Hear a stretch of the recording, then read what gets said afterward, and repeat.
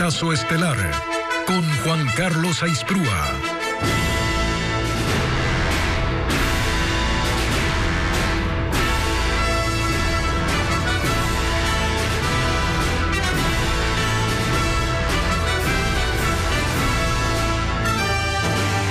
Viernes 25 de agosto, bienvenidos a una nueva jornada de noticias en Televistazo Estelar. Arrancamos con lo más destacado del proceso electoral.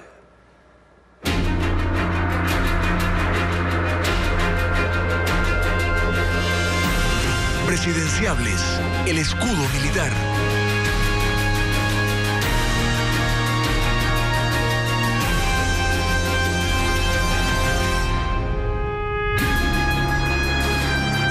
El presidente Guillermo Lasso dispuso a las Fuerzas Armadas que se encarguen de la seguridad de los candidatos presidenciales que pasaron a la segunda vuelta. Esta responsabilidad estaba en manos de la Policía Nacional desde el inicio de la campaña. Paul Romero con más detalles de esa decisión.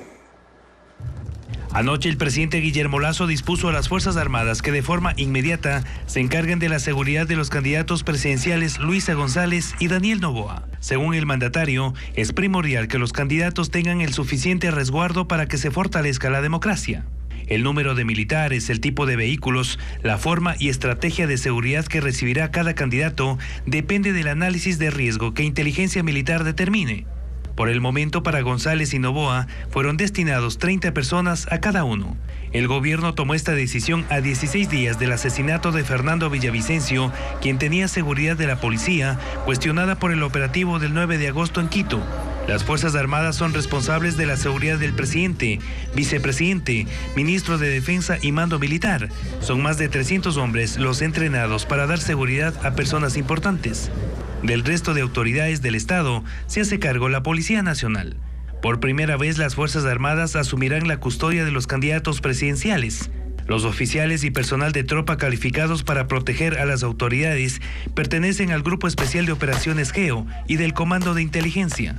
Para ingresar a este selecto grupo de élite militar, los calificados pasan por el detector de mentiras, pruebas psicológicas, socioeconómicas y un riguroso entrenamiento para el uso y empleo de todo tipo de armas. La Junta Electoral del Exterior anuló las votaciones telemáticas del domingo. Se acogieron a un informe que señala los inconvenientes en el sistema. Las dos organizaciones que pugnan por las 6 curules en disputa tienen posiciones diferentes, informa Patricio Díaz. La Junta Electoral del Exterior tomó la decisión en la madrugada de este viernes. Dispuso que las elecciones telemáticas del domingo se anulen en las circunscripciones de Europa y Asia, Estados Unidos y Latinoamérica.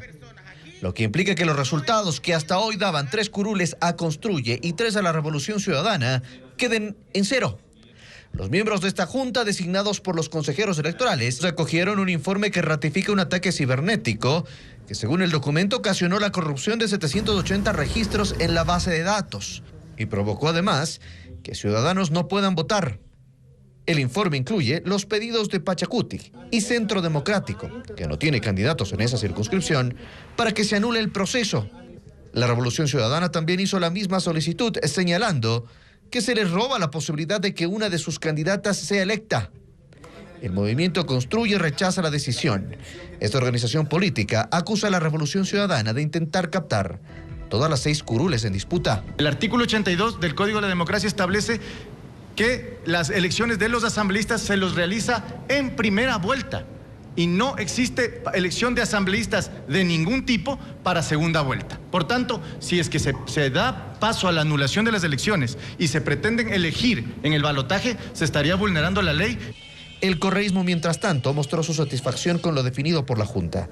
Sin embargo, pidió algo más. Pedimos que se repitan las elecciones en el exterior y esta vez de forma presencial. La decisión de la Junta debía ser conocida por el Pleno del Consejo Nacional Electoral durante el mediodía para tomar las medidas que correspondan. Pero la presidenta del organismo postergó el tema para la noche. Sin embargo, la tensión por el voto telemático es evidente en el Pleno. Yo sí creo que los responsables tienen que irse a su casita o buscar otro sitio donde trabajar, pero aquí esto no puede pasar por alto, señora presidenta, sin relevar de responsabilidad a los señores consejeros y consejeras. ¿El Pleno del Consejo Nacional Electoral ha tomado una decisión respecto a esto? No, precisamente por eso vamos a sesión a las 7. La sesión para tratar el voto en el exterior fue convocada para las 7 de la noche. Cristian Zurita asumió la presidencia del movimiento político Gente Buena. Así, el ex candidato presidencial, quien reemplazó a Fernando Villavicencio en las elecciones, liderará a la segunda fuerza política del país. El asesinato de Fernando Villavicencio cambió el destino de Cristian Zurita en menos de 2 semanas. Fue su reemplazo en la papeleta electoral para las elecciones presidenciales que se realizaron el domingo y desde este jueves asumió la presidencia nacional del movimiento político Gente Buena. Esta organización nació en 2022 y se fortaleció tras la disolución de la Asamblea Nacional en mayo pasado para impulsar la candidatura presidencial de Villavicencio en alianza con el movimiento Construye. Zurita ahora lidera la segunda fuerza política del país, que logró 30 escaños para la nueva asamblea. Asume la presidencia en medio de una división interna en el movimiento Gente Buena, pues no todos están de acuerdo con su designación, entre ellos dirigentes como Francisco Jacome y Edwin Ortega, quienes reclaman. Zurita, quien dejó 30 años de periodismo por la militancia de esta nueva organización política, es el líder que toma el control del bloque parlamentario. Entre las decisiones inmediatas que debe anunciar está la posición sobre la candidatura presidencial de Daniel Noboa y una eventual alianza en el Parlamento para designar a las autoridades, porque con el correísmo descartó cualquier acuerdo.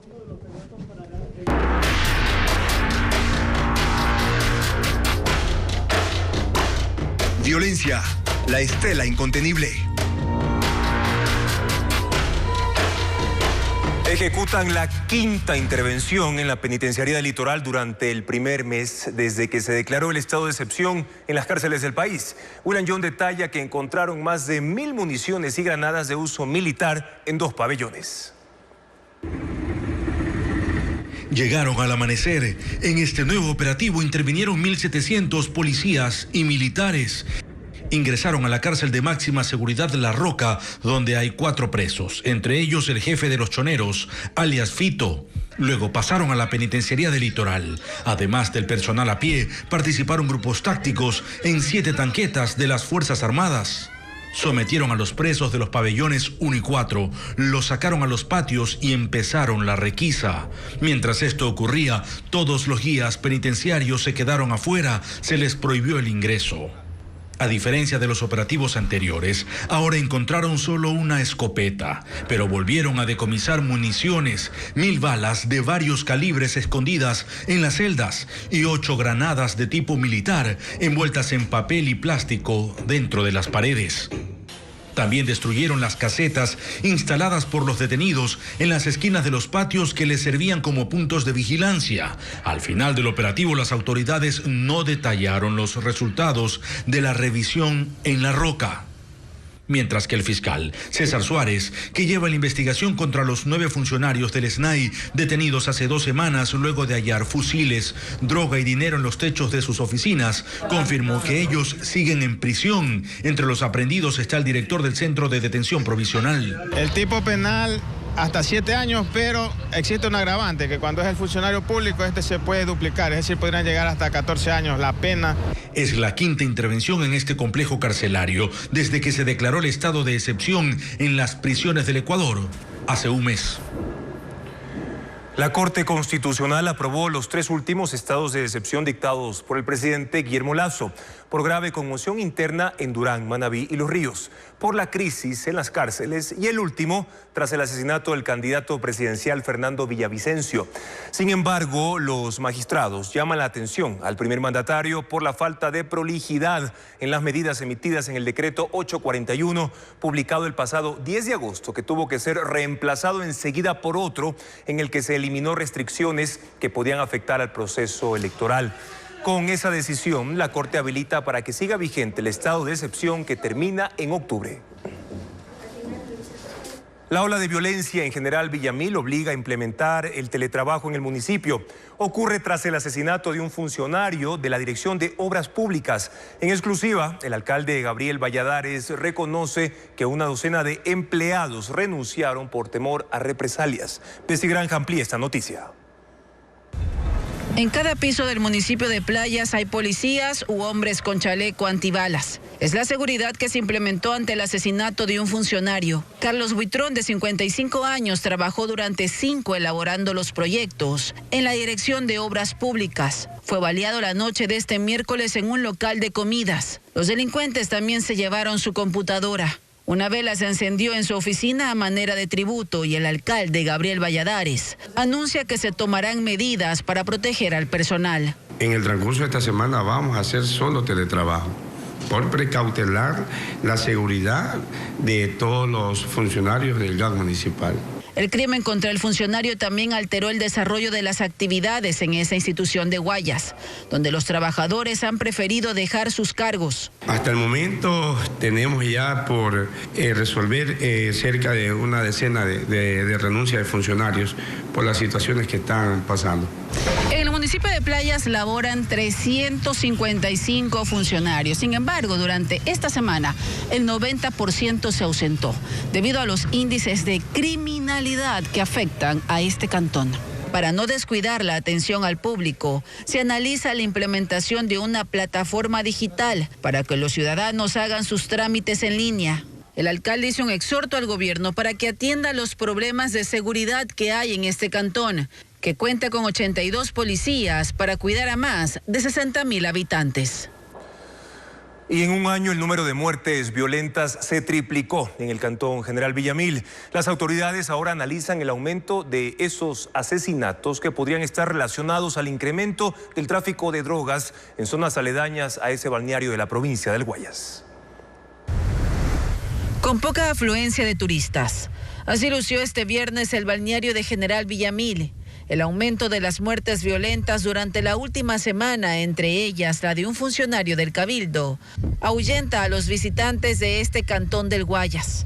Según cifras de la Cámara de Turismo de Playas, los índices de criminalidad en el país han reducido en un 30% las visitas que usualmente reciben en esta época del año los 140 sitios de alojamiento que funcionan en la ciudad.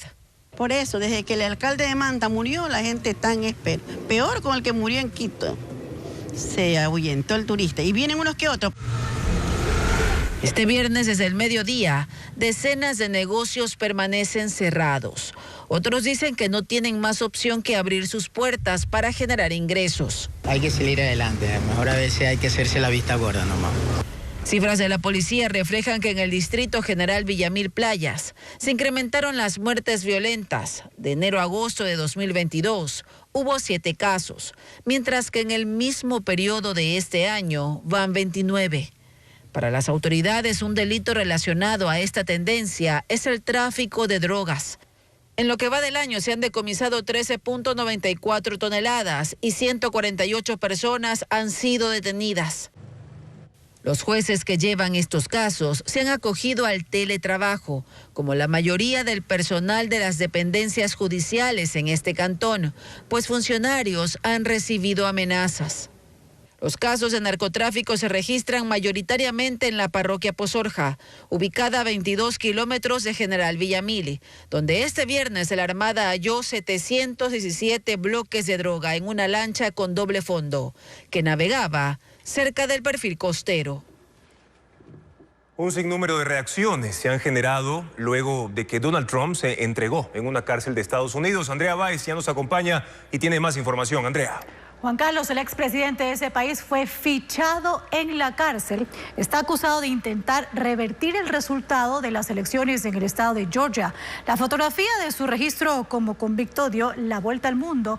Sin embargo, pese a toda la polémica que esto ha generado, Donald Trump ha convertido esta imagen en un elemento publicitario de cara a los comicios de 2024. Desde temprano, las calles cercanas a la cárcel de Atlanta habían reunido a simpatizantes y a detractores de Donald Trump, quien al final de la tarde de este jueves llegó a la ciudad para cumplir con la disposición de la justicia que lo obligaba a entregarse luego de ser sindicado por la interferencia en las elecciones de 2020. Motos y vehículos de seguridad lo escoltaron hasta la prisión en la que debía cumplirse la diligencia. Ahí, Donald Trump se convirtió en el primer expresidente de Estados Unidos en ser fichado con foto policial bajo el código PO 1135809, que lo identifica como preso en la cárcel del condado Fulton en el estado de Georgia. Pero Trump ha quedado en libertad bajo fianza luego del pago de $200,000. La ficha de Trump incluye 13 cargos que enfrenta en este proceso, entre ellos el de liderar una asociación de tipo mafioso para tratar de revertir los resultados electorales en Georgia en 2020, elecciones que perdió contra Joe Biden. La diligencia tardó solo 20 minutos y poco después la imagen de Trump aparecía en jarros, termos y camisetas puestas a la venta en la página oficial de productos para recaudar fondos para su campaña.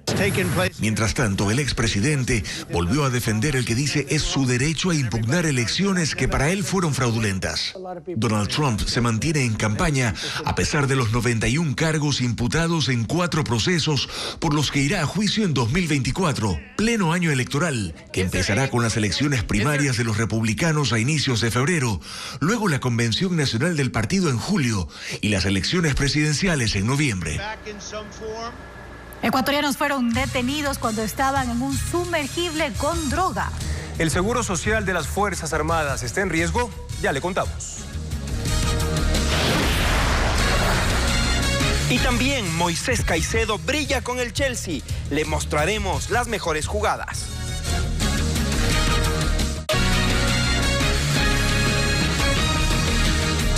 Un masivo retiro de oficiales y soldados de las 3 ramas de las Fuerzas Armadas se registró hasta diciembre de 2022, poniendo en riesgo el soporte financiero del ISFA. El Ministerio de Defensa y el Comando Conjunto adoptaron medidas para frenar la salida anticipada. Hernán Higuera explica la situación. El soporte financiero del especial régimen de seguridad social de Fuerzas Armadas estuvo en riesgo por 2 razones. La deuda del Estado con el ISFA, que llegó en mayo del 2021 a los $605 millones, y porque hasta diciembre del 2022 se registró una salida masiva de oficiales y soldados que decidieron acogerse anticipadamente a la baja accediendo a las prestaciones de la seguridad social militar. Inesperadamente se fueron 2.182 aportantes, 172 oficiales y 2.012 miembros de la tropa. Apenas el 19% abandonó el uniforme porque llegó el fin de sus carreras. El 80% restante corresponde a salidas voluntarias que generalmente ocurren una vez cumplidos los 20 años de servicio. Estas salidas obviamente tienen un efecto, digamos, en la parte operacional, pero estoy seguro que las autoridades respectivas de las fuerzas, ¿no es cierto?, regulan estos temas y saben compensar, ¿no es cierto?, posiblemente con las acciones que se hayan tomado oportunamente. El proyecto de ley de seguridad social de las Fuerzas Armadas que espera aprobación generó desaliento porque prevé pasar los años de servicio de 20 años a 25. El número de bajas voluntarias creció al punto de preocupar al alto mando militar. El Consejo Directivo dispuso al Ministerio de Defensa, al Comando Conjunto, a las Fuerzas Armadas y al ISFA se adopten las medidas necesarias para mantener las salidas del personal militar dentro de los parámetros normales. Es indiscutible que cuando hay un nuevo proyecto de ley siempre se genera incertidumbre. Entonces, posiblemente ante la incertidumbre podría haber existido un efecto al respecto. El ISFA necesita mensualmente $60 millones para pagar pensiones y cubrir otras prestaciones a sus 230,000 asegurados, que incluyen activos pasivos, pensionistas de Montepío y dependientes. A esta hora el problema está controlado, aseguraron las autoridades militares.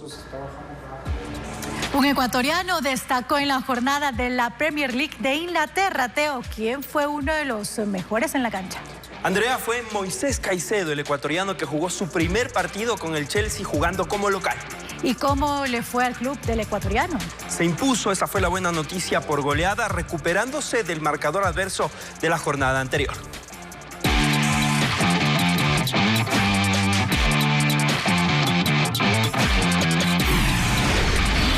Es presentado gracias a Ecuabet, tu pasión vale oro. Y Moisés Caicedo destacó en la mitad de la cancha del cuadro del Chelsea de Inglaterra en la goleada sobre el conjunto de Luton Town, uno de los planteles recién ascendidos a la Premier League. El ecuatoriano fue eficaz en la distribución de pelota y participó en las acciones de juego colectivo para los tantos de los dueños de casa. Con ustedes el resumen.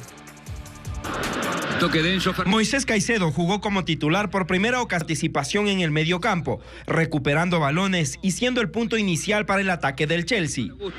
Caicedo, frenó Caicedo. Moisés continuó siendo pieza fundamental en los carriles interiores del terreno de juego para darle equilibrio a su plantilla. Además destacó en la rápida distribución. Justo habilitó a Sterling, que volvió a marcar un nuevo tanto. Datos de este partido en cuanto al rendimiento y nivel de Moisés Caicedo, el jugador ecuatoriano de 21 años que se desempeñó como volante central neto en ese medio campo del Chelsea. Fue su primer partido como titular y ya completa 120 minutos en sus dos presentaciones en la Premier League de Inglaterra. Tuvo 58 aciertos en los pases y 2 errores, lo que marcó una efectividad del 97% en la entrega de la pelota. Fue casi perfecto. Y la calificación internacional de la Premier League de Inglaterra fue de 7.4 sobre 10, recuperando el nivel el seleccionado nacional. Ahora hablamos de la Liga Española, donde también se desarrolló un partido estelar con el Real Madrid, uno de los candidatos al título y que tuvo algunas dificultades para superar al Celta en la localidad de Vigo. La única conquista llegó sobre el cierre del compromiso al minuto 81 con Jude Bellingham, el refuerzo de los merengues para esta temporada que vuelve a aparecer desde la mitad de la cancha. Se hizo presente desde ese sector para la jugada estratégica de balón detenido y de esta manera, con habilitación y doble cabezazo en el área, ponía el único tanto del compromiso y le otorgaba los 3 puntos al conjunto del Real Madrid. Al Celta incluso le anularon una conquista vía VAR por la tecnología y el conjunto de Angelotti se llevó una gran victoria jugando como visitante. Y este sábado inicia la edición 78 de la Vuelta a España, una de las 3 grandes competencias del ciclismo a nivel del mundo. La carrera comenzará con la contrarreloj por equipos, con un trazado de 14.9 kilómetros en Cataluña, en Barcelona. Participarán 2 ecuatorianos, Jonathan Caicedo del EF Education Easy Post y Jefferson Cepeda del equipo Caja Rural.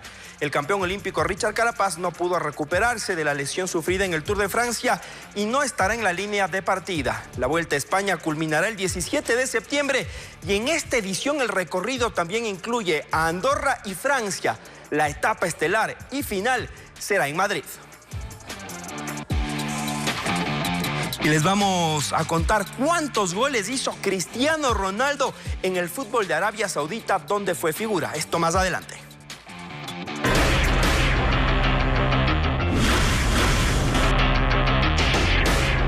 Asamblea, ¿cómo queda la torta?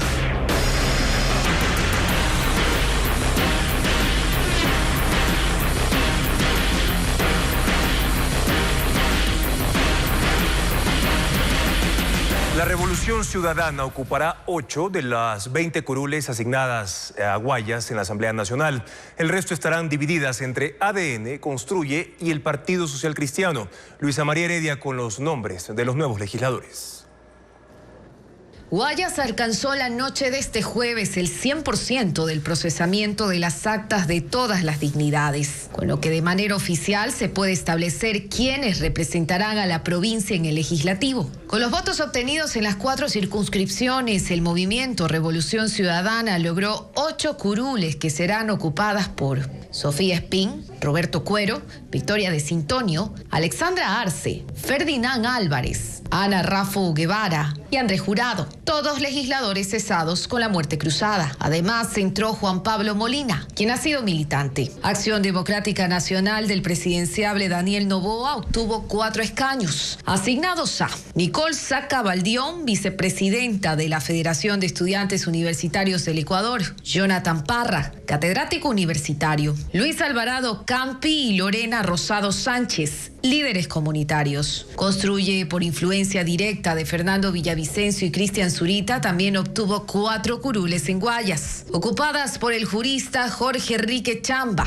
por el ex candidato a la alcaldía de Milagro Francisco Ceballos Macías y por Ingrid Salazar y María Jiménez Vázquez, rostros frescos en la política. Finalmente, el Partido Social Cristiano, que en alianza con Madera de Guerrero esta vez logró solo 4 escaños, 2 menos que en los comicios anteriores. Así volverán las legisladoras cesadas, Dayana Pazley y Solanda Plúas. Vicente Tayano Basante es legislador en anteriores periodos y Jorge Caiturri, quien renunció a la concejalía de Guayaquil para convertirse en asambleísta.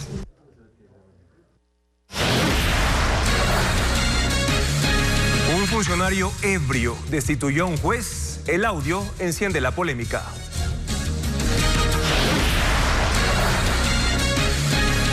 España incautó 9,5 toneladas de droga oculta en cajas de banano ecuatoriano. Los detalles de este récord al volver.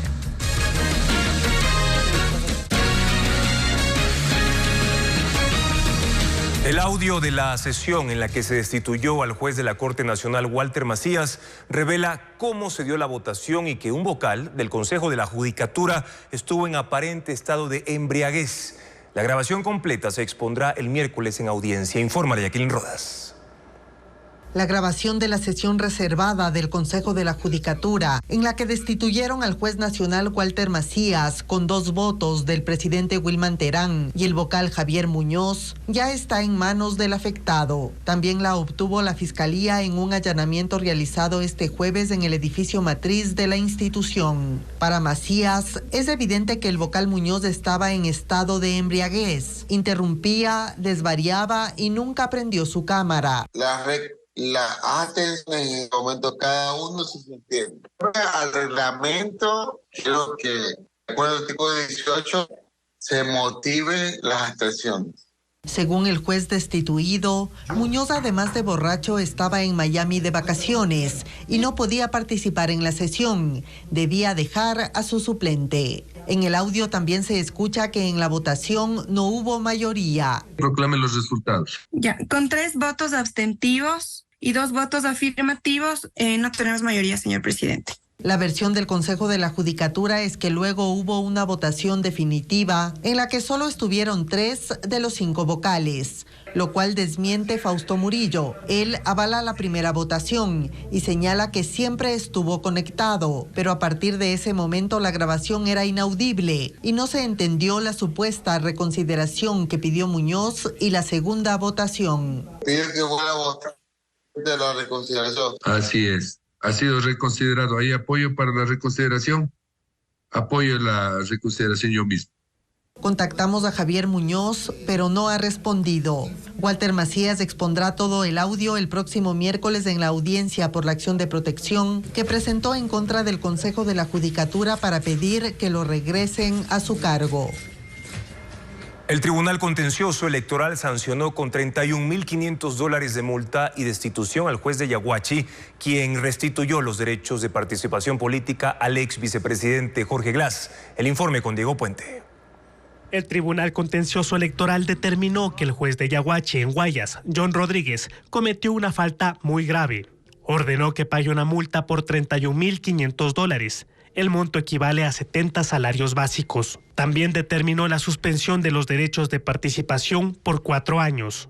La decisión se tomó porque el juez John Rodríguez restituyó los derechos políticos al ex vicepresidente de la República, Jorge Glass, condenado por casos de corrupción, lo que hizo posible que Glass se presente como candidato vicepresidencial en las primarias de la Revolución Ciudadana. En la sentencia, el juez electoral Joaquín Viteri resolvió que hubo una clara intromisión en las competencias y atribuciones propias del Consejo Nacional Electoral. El abogado Néstor Marroquín fue quien interpuso la acción en contra del juez de Yaguachi. El efecto de la suspensión de derechos políticos, obviamente, la consecuencia es la suspensión del cargo, porque ya no puede ejercer. Además, la Fiscalía mantiene abierto un proceso en contra del juez de Yaguachi por presunto prevaricato. La policía española decomisó 9.5 toneladas de cocaína colombiana enviadas desde Ecuador en un embarque de banano. Se trata del mayor cargamento de droga incautado en ese país, cuyo destino final era Lisboa, en Portugal. El hallazgo ocurrió en el puerto de Algeciras. La droga estaba oculta en un contenedor con 1.080 cajas de banano. El operativo logró incautar 9,5 toneladas de cocaína empacada en ladrillos que tenían más de 30 logotipos, con los que según la policía se identifica a las bandas para las cuales estaba destinada la droga. De acuerdo a informes de la policía española, las investigaciones comenzaron en julio, cuando recibieron información de un cargamento de cocaína colombiana vía Ecuador. Señalaron además que el decomiso se logró con la ayuda de una red de fiscales de Latinoamérica y que los responsables del envío usaron a una empresa en Machala dedicada al traslado de mercancías por vía marítima. El cargamento tenía como destino Lisboa, en Portugal, desde donde iba a ser distribuido al resto de Europa. En este caso, aún no hay detenidos.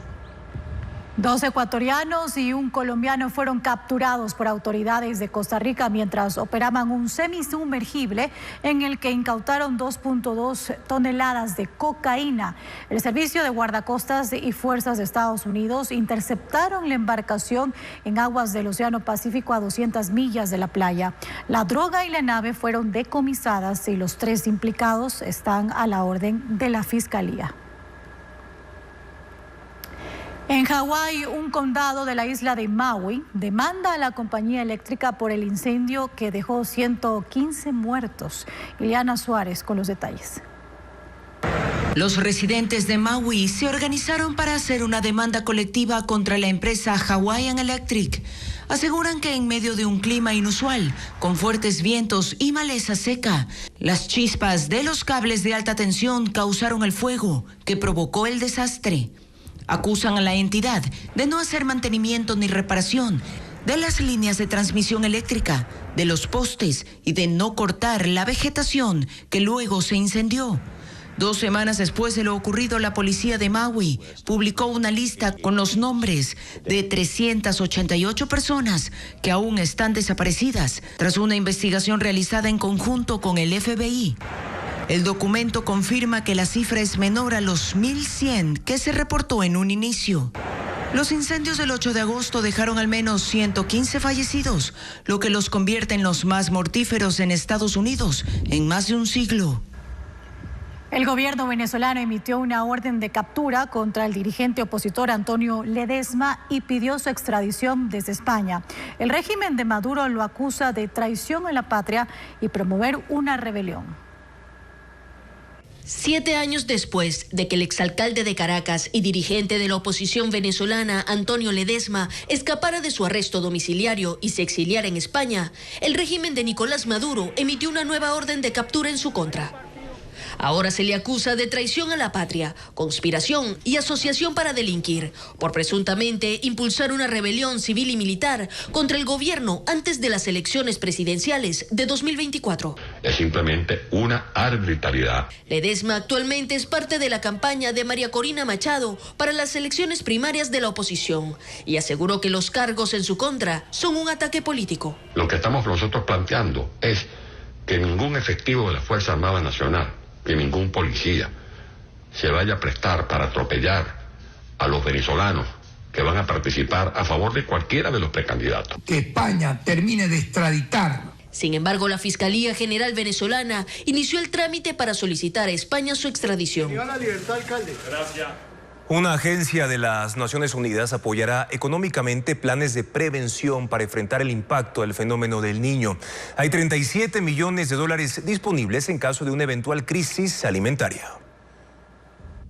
400.000 personas en el Ecuador corren el riesgo de no tener acceso a alimentos por los efectos del fenómeno del Niño, según una estimación de la Organización de las Naciones Unidas para la Alimentación y Agricultura, FAO. La FAO presentó este martes un plan de respuesta para enfrentar el impacto del fenómeno del Niño en el mundo. Prioriza las acciones en 25 países ubicados en África, Asia, Centroamérica y Sudamérica. Este informe contiene un diagnóstico y recomendaciones para cada región. En Latinoamérica y el Caribe, plantea apoyar a 1.160.000 personas de 9 países, entre ellos Ecuador. Entregará $37 millones para mitigar el impacto del fenómeno. Aquí es muy importante que también pasemos de la generalidad a la focalización. Entonces, hay un riesgo general, pero en donde hay un riesgo más dramático y más específico. Entonces, los países tenemos que identificar en qué zonas del país o qué sectores productivos van a ser los que sufran mayores efectos. En el documento consta que Ecuador será el único país en la región que tendrá un aumento de lluvias. Señala que hay 36 cantones con alto o muy alto riesgo de sufrir inundaciones a finales de este año, sin embargo no especifica cuáles son. La FAO recomienda tomar acciones para evitar que la población se quede sin agua potable y alimentos. Generar reservorios emergentes y protocolos de uso y saneamiento del agua post-evento de inundación. Dice que ya se han reunido con funcionarios de la Presidencia de la República y otras instituciones estatales para abordar el tema. ¿Tienen mascota? Fue inaugurado un hospital de atención gratuita. Los detalles al volver.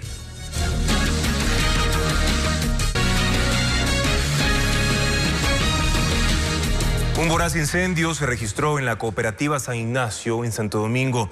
Las llamas se originaron en una bodega clandestina donde se hallaron más de 20 tanques de 60 litros de combustible cada uno. Ese hecho no dejó víctimas mortales, pero sí cuantiosas pérdidas materiales. Diana Bravo con el reporte. El humo de este incendio se divisaba desde lejos. Personas reportaron el hecho desde diferentes puntos de Santo Domingo, con videos en redes sociales. El origen fue en la cooperativa San Ignacio, en un patio que funcionaba como bodega clandestina, en donde las autoridades hallaron más de 20 tanques que almacenaban 60 litros de gasolina cada uno, lo que implicó el despliegue de 40 uniformados, quienes atacaron las llamas desde la terraza de una casa aledaña y al mismo tiempo desde un punto externo. Curiosos se volcaron a observar el incendio y el trabajo del cuerpo de bomberos. Otros que estaban desde el inicio contaron que escucharon explosiones cuando las llamas se intensificaron. Como 3 veces explotó. Justamente hay un camión y una camioneta que está quemada ahí. Los 2 carros están hechos cenizas. El hecho no dejó víctimas mortales, pero 2 viviendas resultaron afectadas y 2 carros se quemaron. Conductores que circulaban por la vía Tosagua-Rocafuerte en Manabí grabaron el momento cuando cientos de jabas de cervezas cayeron de un tráiler que perdió pista y se volcó la mañana de este viernes. Decenas de personas que pasaban por la zona conocida como Dos Caminos aprovecharon el incidente y se llevaron las botellas. Incluso ciudadanos que vieron las publicaciones en redes llegaron minutos después del accidente con la intención de encontrarse aún con productos. La Agencia Nacional de Tránsito reformó el reglamento para transportes turísticos en Ecuador. Según la demanda, facilitará la creación de nuevas empresas de transporte y el incremento de buses. Luis Alfredo Zúñiga con la información. En Ecuador existen cerca de 300 empresas de transporte comercial turístico que brindan servicios de movilización para los visitantes y eventos en las 24 provincias. 3.000 unidades se destinan para estas actividades. Sin embargo, para los representantes del sector este contingente es insuficiente. Son necesarios más vehículos y más empresas, aseguran. Pero esto no era tan fácil por los requisitos que se pedían en el reglamento para este tipo de transporte. Este jueves, la Agencia Nacional de Tránsito reformó el documento y con ello cambiaron algunos puntos. Entre ellos, eliminar el requisito de una hoja de ruta para circular. Por esto, más de un viaje se suspendió y ahora esa traba se elimina. Digamos que vamos una ruta a Otavalo. Lo que nosotros teníamos problemas es que de pronto el turista decía, ¿sabe qué? Otavalo no está tan bueno, mejor cambiemos de ruta. Y ya no lo podíamos hacer, no había la flexibilidad. Además, ya se realizó un estudio de necesidad de nuevas frecuencias turísticas, algo que no existía, y ahora con esta investigación será más fácil aprobar la creación de nuevas empresas de transporte turístico. Con esto también se agilitará la aprobación de la ANT para la adquisición de más vehículos para las empresas ya existentes, sobre todo en provincias como Manabí, Los Ríos y Bolívar, donde según los representantes del sector es lo que hace falta para la creación de más productos turísticos. Lo que sí se pide es que el aumento de cupos para los vehículos sea realmente para los integrantes de este gremio. Cuenca inauguró su primer hospital gratuito para mascotas. Consulta general, programas de esterilización y desparasitación son algunos de los servicios que detalla Vanessa Robles en el siguiente informe. Estos perros y gatos cuencanos son los protagonistas de esta historia. Ellos tienen algo en común. Viven en la calle o en hogares de zonas vulnerables. Para atenderlos, se inauguró en la ciudad el primer hospital municipal para mascotas, donde recibirán cuidados veterinarios por 6 especialistas, que atenderán en promedio a unos 30 pacientes al día. Vamos a, por lo menos con las esterilizaciones, hacer que haya menos animalitos en las calles. Ya nos ayuda muchísimo. Tenemos un lugar de donde traer a nuestros rescataditos. El centro de atención se ubica en el Coliseo Jefferson Pérez, en pleno centro de la capital Azuaya. Entre los servicios constan programas de esterilización, consulta general, quirófano, recuperación, sala de rayos X y ecografía, que se extenderá en una segunda fase. También posee un banco de alimentos para las mascotas y una oficina de unidad de gestión animal para incluso colocar denuncias por maltrato. Hemos trabajado en estos 100 días esterilizando 1.750 perros y gatos. Aquí vamos a esterilizar 4.000 perros al año. En los próximos días también se habilitará una unidad móvil veterinaria que recorrerá las parroquias rurales del cantón, con la cooperación del municipio, universidades y fundaciones de protección animal. Estos últimos rescatan mensualmente más de 200 mascotas en la ciudad.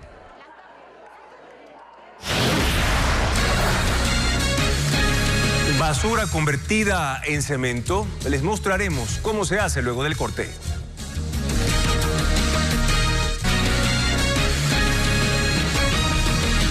Las casas de pronóstico deportivo no podrán hacer publicidad de ningún tipo en el país.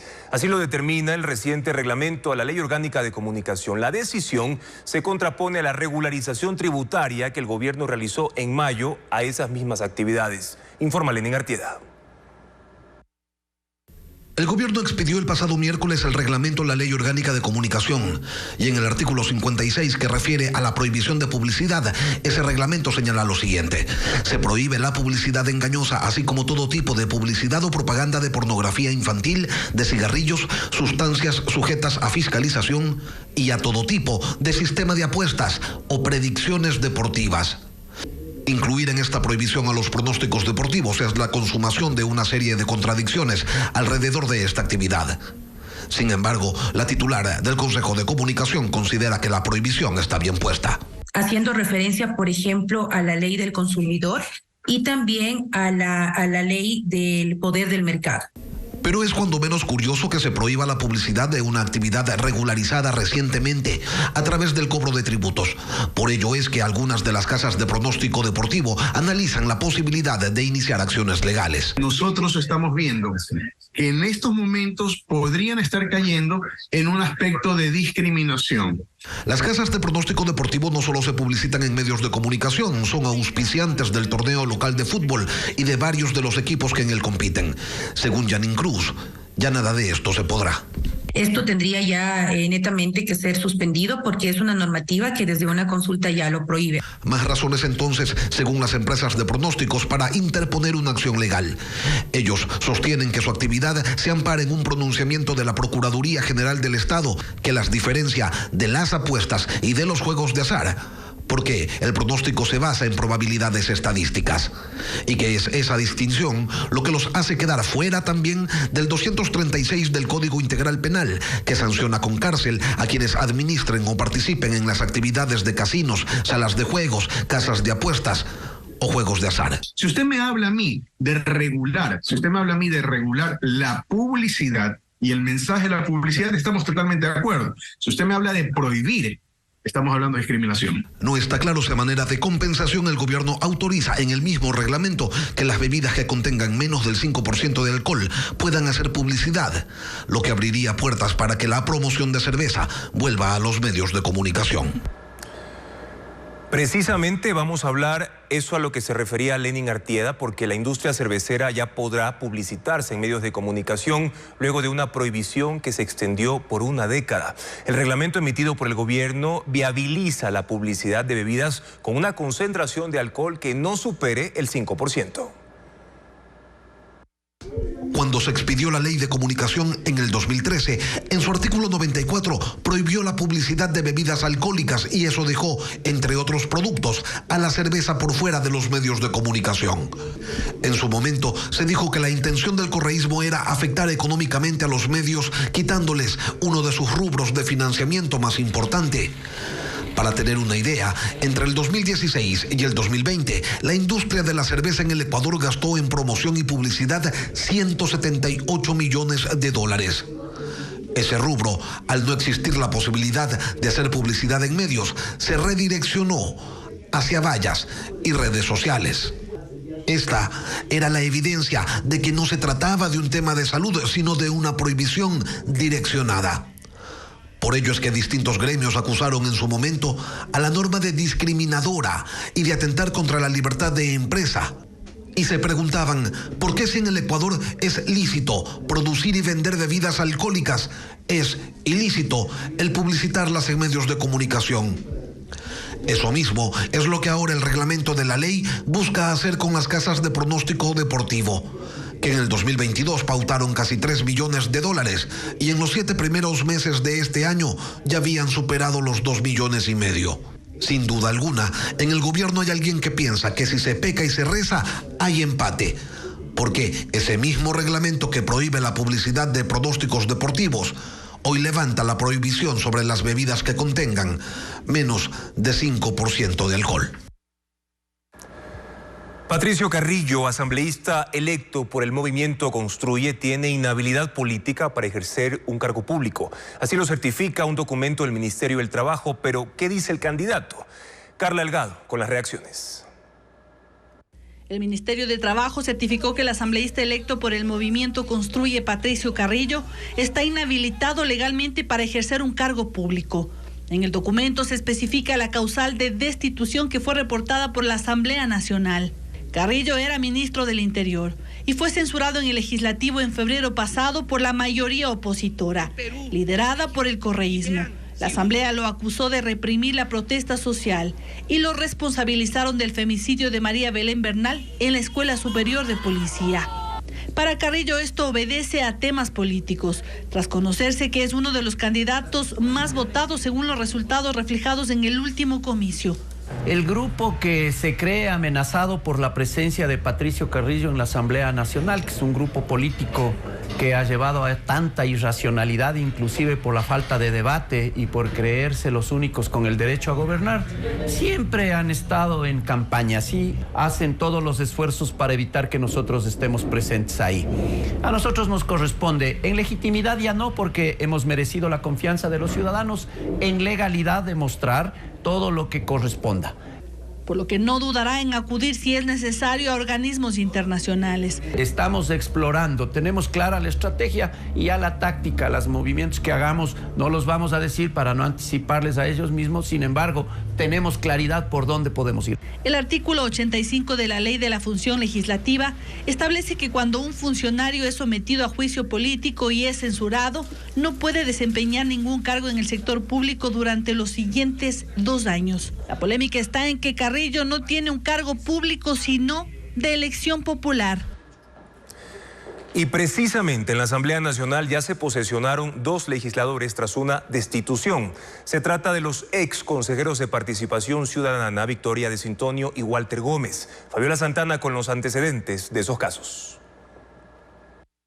2 exfuncionarios públicos censurados y destituidos por la Asamblea Nacional ya ocuparon una curul en el Legislativo. Fueron los exconsejeros de Participación Ciudadana Victoria de Sintonio y Walter Gómez, destituidos en agosto de 2019. Ellos pertenecían al bloque de la Revolución Ciudadana. Ellos se postularon al Legislativo y fueron posesionados el 24 de mayo de 2021, casi 2 meses antes de cumplir los 2 años de prohibición para ejercer un cargo público tras la destitución que establece el artículo 15 de la Ley Orgánica del Servicio Público. Los constitucionalistas señalan que en esta ley la inhabilidad no aplicaba para el Legislativo y recién fue incorporada en la Ley de la Función Legislativa en noviembre de 2020, es decir, luego de su destitución elección en el Consejo de Participación y 6 meses antes de su posesión en la Asamblea. Desintonio y Gómez fueron destituidos junto a otros 2 vocales. El motivo, crear una comisión para revisar la designación de los jueces de la Corte Constitucional posesionados por el Consejo Transitorio dirigido por Julio César Trujillo cuando estaba prohibido por sentencia constitucional. El movimiento Construye, que ganó notoriedad con la candidatura presidencial de Fernando Villavicencio, se convirtió en la segunda fuerza política de Pichincha. Logró 5 de los 16 escaños que tiene la provincia en la Asamblea Nacional. El correísmo obtuvo 6 y el movimiento ADN de Daniel Noboa 4. Más datos con Luisa María Heredia. En Pichincha, la Revolución Ciudadana logró la mayor cantidad de escaños en la elección de asambleístas. Por las 4 circunscripciones de la provincia, el movimiento político tendrá 6 legisladores. Marcelo Holguín, quien fuera asambleísta en 2 periodos consecutivos, incluso llegó a ser primera vicepresidenta del Pleno, que disolvió Guillermo Lasso. Yajaira Urrestra, Jairén Noriega y Gisela Garzón, también legisladoras destituidas. Franklin Samaniego, ex asambleísta en un periodo anterior. Y Patricio Chávez, ex embajador y presidente del directorio de la Coordinadora de Empresas Públicas durante el gobierno de Rafael Correa. La segunda fuerza política en Pichincha es Construye, cuyo presidenciable fue Fernando Villavicencio. Logró 5 curules que serán para Jorge Peñafiel, líder del movimiento. María Teresa Pasquel y Hernán Zapata Rojas, dirigentes políticos. Gabriel Humberto Bedón y Alexandra Castillo, ex ruptura de los 25. Otros 4 asambleístas provienen de las listas de Acción Democrática Nacional, ADN, coalición y movimiento político creados para apoyar la postulación de Daniel Noboa a la presidencia de la República. Se trata de Inés Alarcón, coordinadora de Juventudes, Egner Rieder Recalde, ex legislador por la Izquierda Democrática, Natalie Farinango, joven militante, y Manuel Boorques, ex concejal de Quito por Sociedad Patriótica. Completa la lista de 16 asambleístas de Pichincha Audi Marcelo Achi, del Partido Social Cristiano, líder de una asociación de emprendedores. Más de 21.000 docentes se postularon en la última convocatoria de Educa Empleo. 400 de ellos serán ubicados en plazas temporales. El siguiente proceso será a partir del 15 de septiembre de este año, como informa Adriana Bermeo.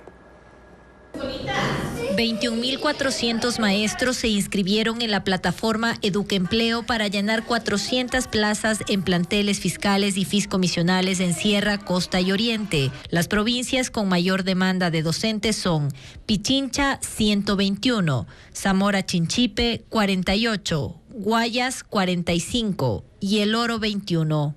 Las especialidades que más se requieren en esta convocatoria son lengua y literatura para bachillerato y maestros para educación general básica de 2º a 7º año.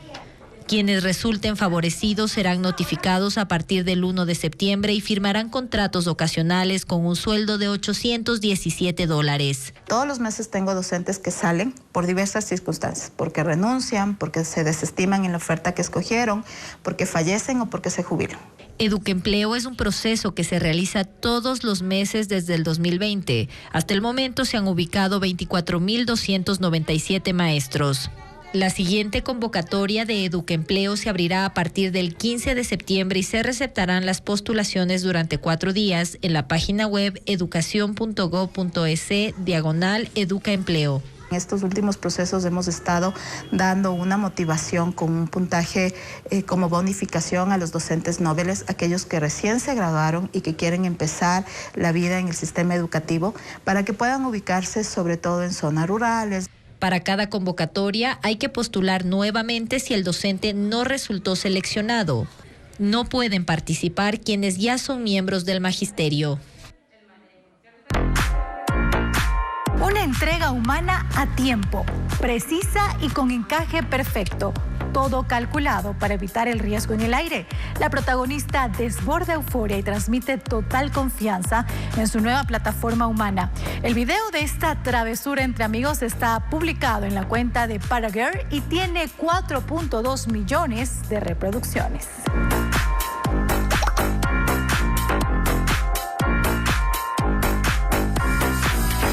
La magia del stop motion fascina con una creación de un baile entre seres de luces. La bailarina se funde en cada escena en medio de atardeceres y estrellas fugaces. El video publicado en Instagram en la cuenta de Darius Twin tiene 187,000 reproducciones.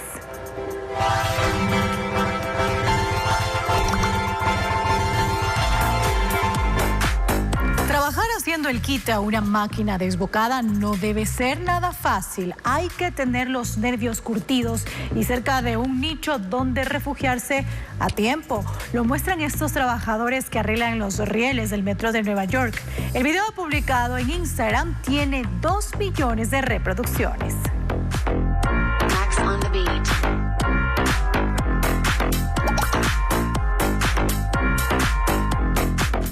El color blanco representa la pureza de Buda y eso se ve y se siente. Es el templo blanco de Chiang Rai en Tailandia. Se camina por puentes blancos que atraviesan un foso lleno de manos que emergen de la tierra y simbolizan el sufrimiento humano y la lucha interna contra los deseos mundanos. Aquí también se mezclan elementos del hinduismo y de la cultura pop. Es obra del artista plástico y diseñador Chalermchai Kosit Pipat. Él comenzó el proyecto por su cuenta y riesgo en 1997. El video publicado en la cuenta de Together to Know tiene más de 2 millones de reproducciones.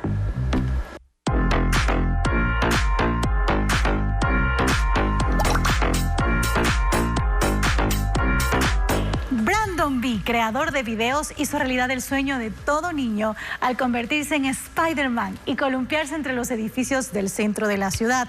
El video supera la realidad y aunque un poco aparatoso el viaje, Spider-Man nunca pierde su sentido del humor.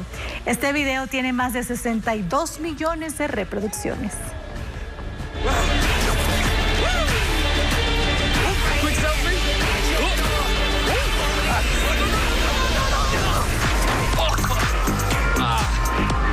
Hey guys. Recuerde que más información usted la puede encontrar en nuestro portal web www.ecuavisa.com. Hablemos ahora de la provincia del Carchi, que produce 275,000 quintales de papa cada mes, convirtiéndose así en la provincia de mayor producción de este tipo en Ecuador. Con el fin de aprovechar el rendimiento y la calidad del producto, agricultores se asociaron para crear una industria de procesamiento de almidón de papa que reactiva toda una cadena productiva. La papa es el tesoro agrícola de Carchi, una de las provincias que al mes produce 12,500 toneladas de este tubérculo. Esto es el 43.5% de la producción nacional. Se cultiva en cerca de 6,000 hectáreas de toda la provincia, pero no se queda en los campos. A 15 kilómetros de San Gabriel, cabecera cantonal de Montúfar, se ha levantado la procesadora de almidón de papa más grande del Ecuador, según el Ministerio de Agricultura y Ganadería. Son 5 los operadores que reciben en este lugar diariamente entre 5 y 8 toneladas de papa superchola para producir cerca de 1 tonelada de almidón al día. El proceso inicia con el lavado, luego mediante una banda pasa a un molino para posteriormente separar la parte sólida de la líquida. Continúa con la fase de secado y termina en el empacado. Ya tienen 8 meses operando y actualmente esta producción llega a Quito, Guayaquil, Loja y Ambato para la elaboración de embutidos, premezclas de sopas, coladas, productos de belleza, cartonería y medicamentos. El Ecuador importa alrededor de 15, 20 millones de dólares al año en almidón de papa y lo que tratamos de sustituir esas importaciones y sobre todo dar trabajo a nuestra gente aquí en la provincia del Carchi, que es una de las provincias grandes productoras de papa. Esta planta espera duplicar su volumen de producción hasta diciembre. Una buena plaza de trabajo que nos ayuda bastante en la economía de lo que estamos. Este almidón de papa también es utilizado para la elaboración de cerveza que ya está en el mercado. El Ministerio de Trabajo ya aplica el protocolo de demandas en casos de violencia laboral. Se pueden realizar de forma virtual o presencial, como lo explica Irena Bermejo. Las víctimas de discriminación, acoso laboral y violencia contra la mujer en el trabajo en instituciones públicas y privadas tienen 2 opciones para denunciarlo. de manera virtual en la página web del Ministerio del Trabajo en el apartado Denuncias y de forma presencial en cualquiera de las oficinas de esa misma entidad en la ventanilla de atención al usuario. En ambas opciones es necesario registrar los datos de la víctima, la información del empleador y la empresa denunciados, también el fundamento de la acusación. El Ministerio del Trabajo enviará un inspector a la empresa quien realizará un informe que puede concluir en 3 tipos de sanciones contra el agresor. 1. Económica, que no supere el 10% de su salario. 2. La suspensión no remunerada. O 3. Su despido. También es obligación de estos funcionarios y funcionarias, al entender que pudo tratarse de un delito, hacerlo conocer a la Fiscalía. La denuncia puede ser presentada por la víctima o testigos. Según una encuesta nacional sobre las relaciones familiares y la violencia de género, 7 de cada 10 mujeres ha sufrido violencia sexual en algún momento de su vida laboral y solamente el 3% de ellas denunció estos casos. Ahora hablamos de automovilismo porque iniciaron las prácticas libres en la Fórmula 1, Teo. Sí, Andrea, y esto se desarrolló en el Gran Premio de los Países Bajos, en el circuito de Zandvoort. Hay una novedad porque un piloto va a tener que ser sustituido. Y les contamos que sí, en este viernes se llevó a cabo la segunda práctica libre y se registró un accidente. Primero con Oscar Piastri, el piloto de McLaren, que no pudo controlar su bólido en una de las curvas más rápidas de este circuito. Perdió tracción en los neumáticos y se estrelló contra uno de los muros de contención. A su vez, pocos segundos después se estrella Daniel Ricciardo, que se fracturó su mano izquierda ahí en este impacto y va a tener que ser sustituido mañana por Liam Lawson de Nueva Zelanda, que compite en la Super Fórmula japonesa y que va a reemplazarlo entonces en Alfa Tauri. Las posiciones de esta práctica libre fueron Lando Norris, a quien vemos en pantalla primero, Verstappen segundo, en el tercer lugar Albon como sorpresa, Hamilton y el japonés Tsunoda cerrando los 5 primeros sitiales. Mañana a las 8 de la mañana será la sesión de clasificación, la quali, y el domingo la gran carrera en el Gran Premio de los Países Bajos, donde es favorito el líder en la tabla de ubicaciones y el bicampeón mundial, Max Verstappen. Y Cristiano Ronaldo fue la gran figura en su equipo, en la Liga de Arabia Saudita, en lo que fue la jornada número 3 de este certamen internacional. No solo que marcó un hat-trick, sino también aportó con esta asistencia de taco a Sadio Mané, el otro referente que tiene el Al Nassr, y de esta manera se marcaba la primera conquista. Va a aparecer CR7 perfilado en el área, golpe de cabeza y con la especialidad de la casa, además su festejo tradicional para marcar el 2-0. Fue muy superior el conjunto visitante, que además consigue su primera victoria en la Liga de Arabia Saudita. Cristiano Ronaldo en esta acción va a marcar un tanto más al minuto 55 y ampliar aún más no solo la diferencia en la cancha, sino también en el marcador. Sadio Mané, la otra figura de la cancha, resuelve con este salto sin marca, anticipándose a los zagueros centrales, imitando el festejo de Ronaldo y poniendo la cuarta conquista. Y después, cerrando la pelota en la línea de meta, Cristiano, el capitán de su plantel, puso el 5-0 definitivo. 3 puntos para el Al Nassr en la liga local de ese país, en Arabia Saudita. Se cumplió una jornada más en los Juegos Nacionales a nivel juvenil que se desarrollan en Riobamba, y además se rompieron algunos récords en algunas modalidades y disciplinas. El atleta David Broncano, de los registros de la provincia de Chimborazo, implementó una nueva marca en los 400 metros planos, marcando 47 segundos y 13 centésimas. De esta manera consiguió la medalla de oro para imponerse de forma clara y romper el récord anterior. En el tenis de mesa, la selección de Manabí obtuvo medalla dorada con Maybelline Menéndez, Stephanie Molina, Amanda Loor, Diana Espinales en el juego por equipos. Vencieron a sus rivales en la gran final, y la alterista Jimena Caicedo de Pichincha levantó 120 kilogramos en la división de 71 kilogramos en el envión y fue nuevo récord nacional en esta categoría. Los Juegos Nacionales todavía se llevarán a cabo por algunos días más en Chimborazo y también como subsedes Quito y Guayaquil.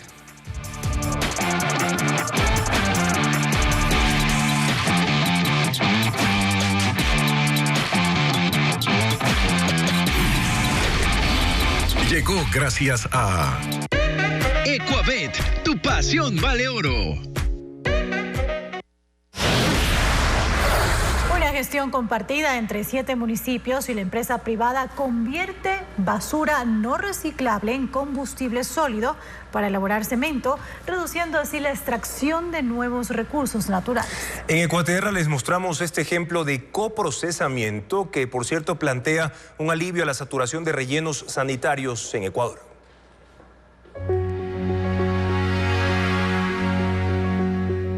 Galápagos es un tesoro natural, pero a la par de su biodiversidad, existe un tema que preocupa. Los más de 15.000 habitantes de Santa Cruz, el cantón más poblado del archipiélago, y los turistas que lo visitan, generan 12 toneladas de basura cada día. Este es el relleno sanitario de Santa Cruz. Está tan saturado que las toneladas de basura que deberían estar soterradas son visibles desde el aire.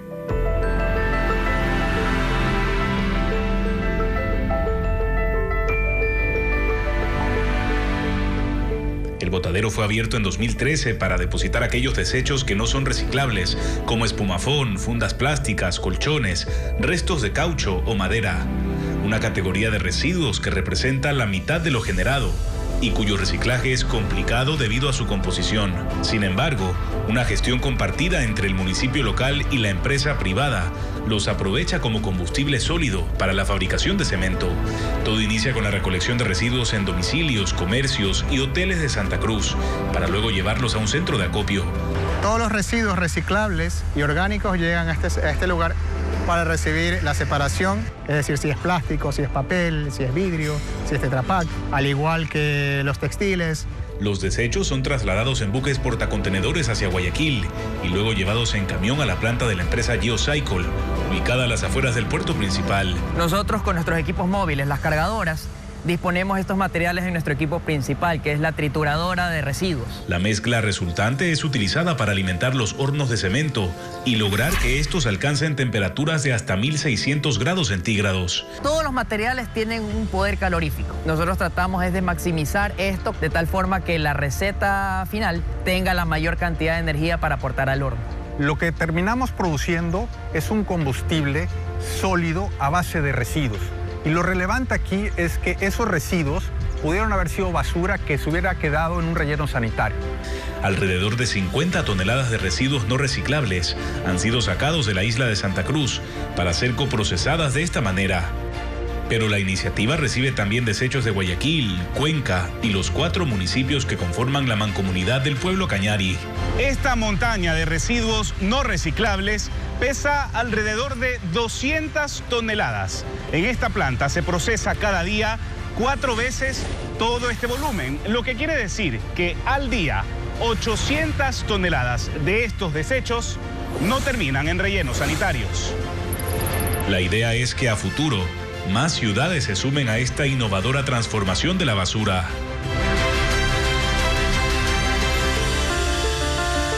La clásica historia de amor y tragedia, Romeo y Julieta, se estrenó, pero en formato hip hop. Se trata de una nueva propuesta teatral que estará en la cartelera del Estudio Paulsen de Guayaquil hasta el 10 de septiembre. Estefanía Arias con esta particular obra. Una plegaria para quien sostiene plantas, un hornito de tomillo, una moneda de plata. La clásica historia de amor de Shakespeare vuelve en una puesta en escena a ritmo de rap. Si te hablo de mí, también estoy hablando de ella. R+J es el primer musical hip hop freestyle en Ecuador y que se estrenó este jueves en la caja negra del Estudio Paulsen en el barrio Las Peñas, centro de Guayaquil. Sebastián Perdomo es el director de la obra, pero también interpreta a Romeo. Shalom Mendieta es Julieta, David Castro Tibaldo y Christopher Solórzano Mercucio. Estos 4 actores forman parte de esta trágica propuesta teatral. Hay mucha música, coreografías, canciones inéditas, muchísimo rap, mucho hip hop. Ha sido un proceso arduo de meses de ensayo, meses de composición de las canciones, adaptación de la obra. Sobre las tablas también los acompaña un grupo ensamble del estudio. Buenas noches, mucho gusto, estás al frente. Humor, drama y rap, una obra que estará en cartelera hasta el 10 de septiembre. Amor por la sangre que está derramada viene de familia. 7 escritores fueron parte del Festival de Microcuentos en el Museo Antropológico de Arte. Asimismo, por primera vez, el Amorfino y la Orquesta Sinfónica de Guayaquil estuvieron juntos sobre un escenario. A continuación, el resumen de estas actividades artísticas. Desde entonces, en noches de tormenta, fue una tarde de cortas literaturas, un encuentro con 7 escritores nacionales. En el lobby del Museo Antropológico de Arte Contemporáneo, MAC, se realizó el Festival de Microcuentos. No tienes tiempo para una novela, incluso para un cuento, pero sí para un texto que puede durar 4 o 5 palabras. Por eso buscan que esta actividad se replique en colegios y universidades para fomentar la lectura en niños y jóvenes.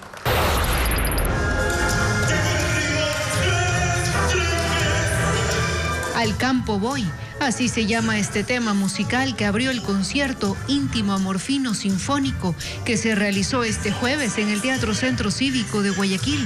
Fue la primera vez que este género y la Orquesta Sinfónica de Guayaquil se unieron para un show. ¿Cómo transferimos el espíritu montubio? ¿Cómo transferimos la gastronomía montubia? ¿Cómo transferimos el sonido del río y de los animales montubios a la orquesta sinfónica, más allá del simple hecho de su interpretación? No solamente son esas notas, digamos, propias de la poesía amorosa, sino que también tiene una dosis de ironía que no debe faltar y que la hace un género verdaderamente a tomar en consideración. Fue una noche en la que decenas de personas disfrutaron del sonido de este ensamble de caña guadúa mezclado con el violín. ¿Y qué tenemos en las noticias del espectáculo en este viernes? Les mostramos quiénes serán los presentadores del reality de Ecuavisa Desafío a la Fama. Y veremos cuál es el artista con más nominaciones en los premios Billboard de la música latina 2023. Vamos con Ana María Palacios en la alfombra roja.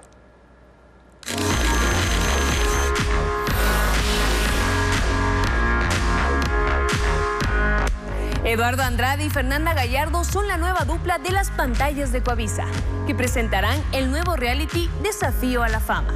En él, personajes de la televisión y creadores de contenido se enfrentarán por fama y dinero. A los hogares llegará el lunes 25 de septiembre a las 9 de la noche. La polémica continúa después de que Luis Rubiales, presidente de la Real Federación Española de Fútbol, besara en la boca a la jugadora Jennifer Hermoso tras la final del campeonato de fútbol femenino. Hoy dijo que el beso fue espontáneo, mutuo, eufórico y consentido. La deportista asegura que en ningún momento fue así y desató una fuerte polémica al calificar ese acto de violencia sexual. Aunque no esté contigo es el nuevo sencillo de la cantautora ecuatoriana Jenny Villafuerte, una canción romántica que relata una ruptura sentimental. Su música está influenciada por el soul, funk y jazz. La guayaquileña está preparando su segunda producción discográfica titulada Vitaminízame.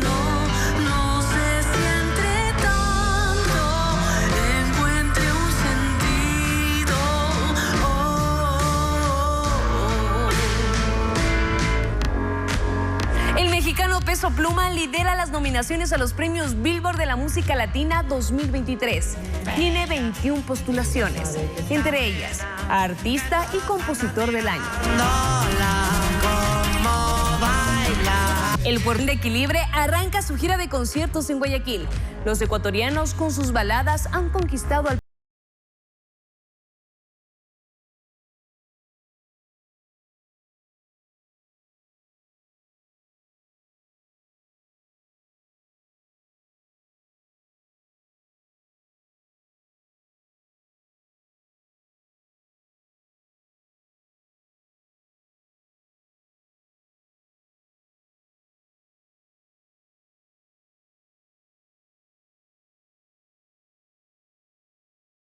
Feyi es una cantante famosa por sencillos Azúcar Amargo en los años 90. Ahora, a sus 50 años, regresa a la música con la canción Veneno. Mantiene su energía, ritmo y sensualidad. Lo demuestra con sus pasos de baile en el audiovisual. La nueva gira de la mexicana comienza en octubre y se llamará Feyi Electro Tour.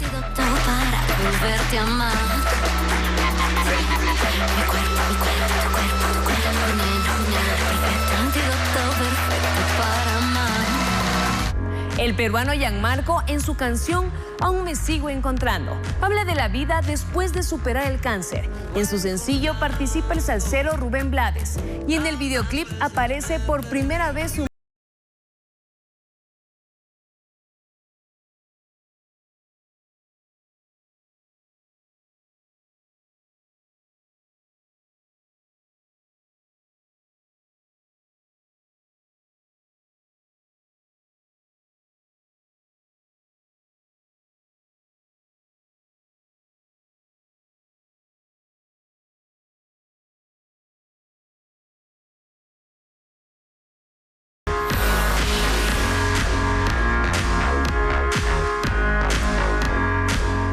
Tras la anulación de las votaciones de este domingo 20 de agosto en el exterior, el Pleno del Consejo Nacional Electoral sesiona para conocer la situación y tomar resoluciones. Patricio Díaz está en el CNE, en el norte de Quito, y te preguntamos, ¿hay alguna decisión al respecto, Patricio? Especial del exterior. Todavía no. En estos momentos el Consejo Nacional Electoral se encuentra reunido y el Pleno está tratando ya el punto del voto en el exterior. Se están analizando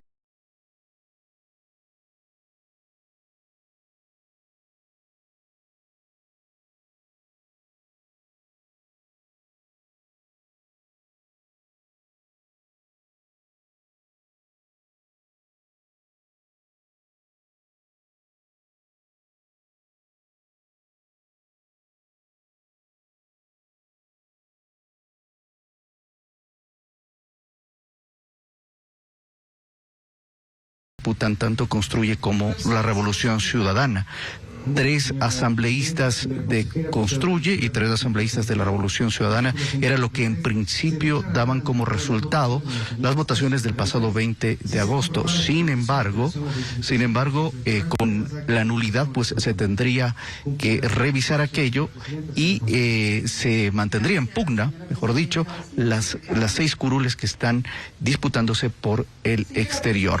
Los diferentes consejeros se han tomado un tiempo adicional para revisar estos informes porque estaba prevista la reunión para las 7 de la noche.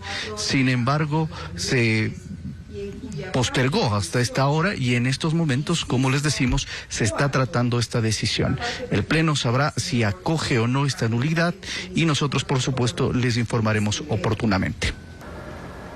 Y nosotros estaremos pendientes de esta importante información. Gracias por su sintonía, amigos. Sigan las noticias a toda hora en ecuavisa.com. Y este fin de semana también información verificada, actualizada en Televistazo a partir de las 7 de la noche. Un buen fin de semana.